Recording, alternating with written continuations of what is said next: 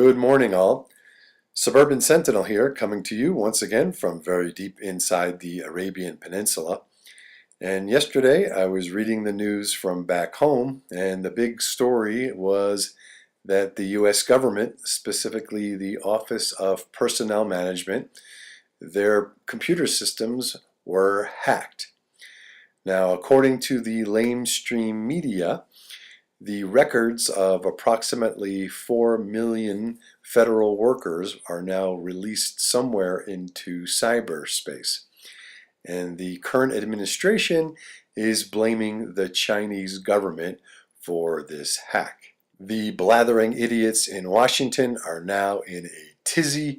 They're saying how dangerous the release of this information is and how future attacks could be even worse.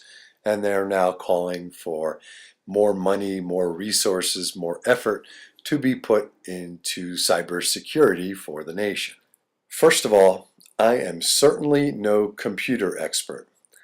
I probably know slightly less about computers and computer systems than our fuzzy little friend on the screen here.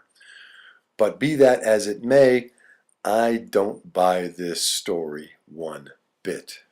First of all, the federal government, particularly the Obama administration, has a credibility problem. In essence, the government lies about almost everything. They cannot be trusted. There's no reason to believe that they're telling us the truth about this supposed Chinese hacking job.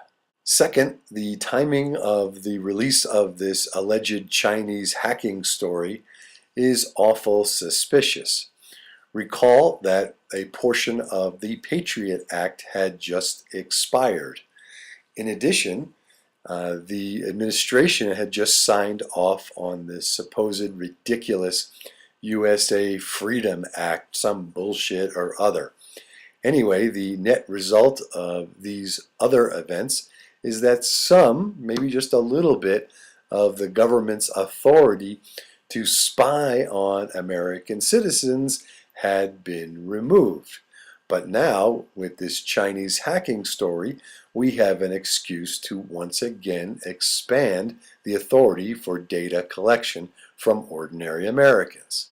Also, I find it highly suspicious that the US government is quickly blaming the Chinese government for this intrusion. And again, I don't know much about computers, but if our systems were at least somewhat safe from hacking at the outset, one would think that it would be pretty difficult to hack into these systems, and therefore a logical extension of that conclusion is that the people who did it would have to be sophisticated, maybe like a government, so I'm not saying it couldn't have happened. But don't you think that tracking down the source of the hacking would be pretty difficult and involved? Seems very funny to me, not really funny, but very suspicious, that we're blaming the Chinese government, a government with which we currently have somewhat strained relations, as they are threatening the dollar's dominance in the global economy and expanding their military influence in the South China Sea. Of course, it's certainly possible that the Chinese hacking story, as it's spewed out by the talking heads of the lamestream media, is the absolute truth. And that's a given. It could be very accurate. But it certainly smells. In my opinion, this story has all the indicia of that well-worn page from the US government playbook. Scare the hell out of people thinking that they're under imminent threat of attack or substantial harm. Propose a solution that tramples upon their privacy and their constitutional rights, and as a side benefit, helps to grow the federal bureaucracy. I'd bet dollars to donuts that the proposed solution to this alleged cyber terrorism threat includes government authority to expand spying powers upon citizens of the United States, either directly or indirectly.